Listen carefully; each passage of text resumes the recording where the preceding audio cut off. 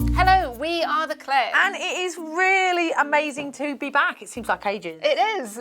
And today we're here to talk to you about the perfect kit for bird photography. Yes, it's really important because there's lots of bodies out there, but my go-to is the EM1X, which you've got one there, Claire, haven't you? Here it is, yep. I love the EM1X, lots and lots of reasons. Obviously, it's fully weather sealed, great for outdoors, but the ideal thing is it's the powerhouse of the OMD range. It's about speed, it's about amazing autofocus, and it's about how quickly those images write to those super duper cards. You can just keep shooting all day.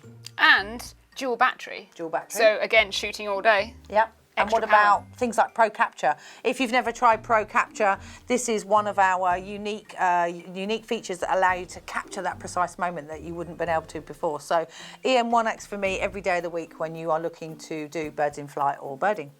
Fantastic. And let's talk about lenses. What have you got there? At the moment, I've got the 300mm on there. Good shout. Really great lens, fixed focal length, f4, beautifully sharp. Yeah, really fast, crisp. really fast. And you compare either of the 300 with either the 1.4 times or the 2 times converters.